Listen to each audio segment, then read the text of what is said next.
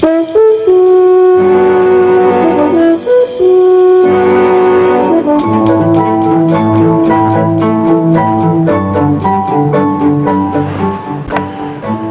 in 1956, I wrote and recorded something we called The Strangest Secret. Without advertising or fanfare of any kind, it outsold all other non-musical, non-entertainment type recordings. It's been heard by millions and millions of people throughout the free world, and in the process created a brand new industry. Learning through listening. On one of these solid-state cassette tape players. This player has revolutionized the learning process. Now people listen in their automobiles while driving to and from work and on sales calls, time that was formerly wasted, on their commuter train with the little earpiece, in the bathroom while shaving in the morning, at the dinner table with the children gathered around the table and the whole family together for a change. This has made a tremendous difference in the business of learning. But getting back to The Strangest Secret, what makes a bestseller? What was there about that recording that caused millions of people to want to hear it over and over again and let their children hear it and play it for their employees and their sales forces? Well, I'm making a talk here today in which I'll cover the highlights and philosophy of The Strangest Secret, and I'd like to invite you to join us, and I hope you find it of some value.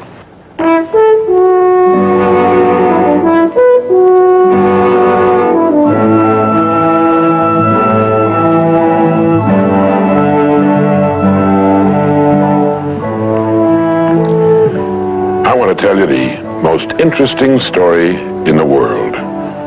Why a person becomes the person he becomes. Why a little boy or a little girl grows up to be the kind of person he or she becomes. Now, the estimates by the experts in this field are that most of us are using somewhere around 5% of our real potential. Some experts say as little as 1%. It means that we're only giving about 5% of ourselves to what we're doing, to our days, our work, our families, everyone we know, our entire environment. But it also means that we're only experiencing 5% of the fun, 5% of the joy, 5% of the rewards we could be knowing, or less. All the experts are agreed that in each of us, there are deep reservoirs of ability, even genius, that we habitually fail to use. Why? We know that most people desire by nature to succeed. But what is success? What is this word that has become so famous in the world? What does it mean? Most people don't know what success is all about. And since they don't know what it's about, they really don't know where to look for it. Success is really nothing more than the progressive realization of a worthy ideal. This means that any person who knows what he's doing and where he's going is a success. Any person with a goal toward which he's working is a successful person. This means that the boy in high school who's working toward a diploma, or the boy in college toward a degree, is just as successful as any human being on earth, because he knows what he's doing, why he's getting up in the morning, and where he's going. But conversely, if a person doesn't know what he's working toward, what it is he wants, doesn't have a goal toward which he's working, then he must, at least by this definition, be called unsuccessful. Why isn't then, with this simple definition, why isn't everyone successful? Should be easy. Yet surveys indicate that 19 out of 20, 95% at least, are not. In fact, a survey one time asked thousands of working men why they got up in the morning and went to work, and 19 out of 20 didn't know. 19 out of 20 working people didn't have the foggiest notion of why they got up in the morning and went to work. Under closer questioning, they said, well, everybody works. Well, that would be a good reason to quit. In fact, here's a little rule of thumb you might want to remember. Whatever the great majority is doing under any given circumstance, if you do exactly the opposite, you'll probably never make another mistake as long as you live. Just something to keep in the back of your mind. The problem with most people is that they're playing the world's most unrewarding game, and the name of the game is follow the follower. There's a story about a small town in which there was a jewelry store, and like all jewelry stores, or most jewelry stores at least, he had a big clock in his window. And every morning for years he'd noticed a working man stop adjust his pocket watch to the same time as the clock in the window. He'd been doing this for many years, and one morning the jeweler was out in front sweeping a sidewalk, and so he asked the man, he said, "Tell me, why do you adjust your watch to my big clock every morning? I've noticed you're doing that for years." The man said, "Well, I'm the foreman down at the big plant." He said, "I want to make sure my watch is correct because I blow the quitting whistle every night at 5 o'clock. The jeweler looked at him rather strangely for a minute, and he said, well, that's funny." He said, "I've been setting that big clock in the window by that quitting whistle all these years." A very logical thing, but they could have been off 6 months. It was a case of a person just going along with what he thought to be correct without checking his references.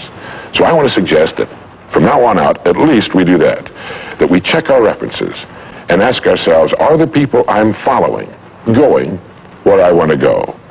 Let me tell you the story of what we might call the average young man in our society.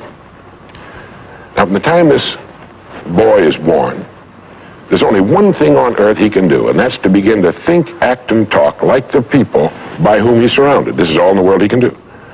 But right off the bat, the odds are 95-5 that he's thinking, acting, and talking like the wrong group. They're wonderful people.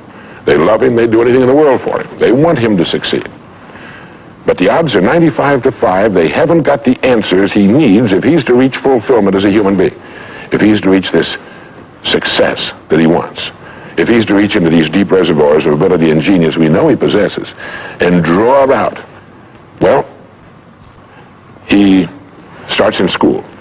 The most important thing to a little boy in school is to be liked by the other little boys in school.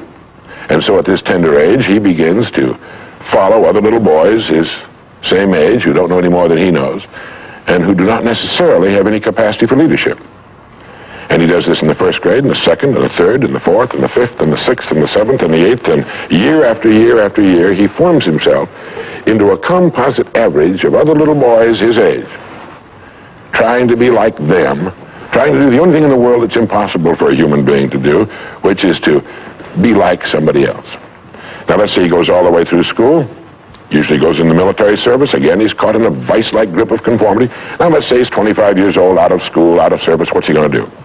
As a rule, he'll go back to his hometown, unless he's married, in which case he'll go to his wife's hometown. But let's say he goes back to his own hometown. He's single. He doesn't know quite what to do. He's standing on a corner one morning, and a friend that he knew in school comes up and says, "Hi there, Charlie, what are you doing?" He says, "Nothing." He said, "Why don't you come down and work where I work? It's a pretty good place. The pay's regular. We got all kinds of fringe benefits and so on." And so he does. The odds are about, again, 95-5 that his first job is taken as a result of random application. On the job, without thinking about it, the most natural thing in the world for him to do is to look around, see how the other guys are doing their job, and to begin doing his the same way, assuming that what is normal for them is normal for him. No reason for this. He doesn't think about it. He just does it. Now, he has stretching in front of him 50 years or more in the golden age that man has been dreaming of since the days of ancient Greece. What's he going to do with these 50 golden years?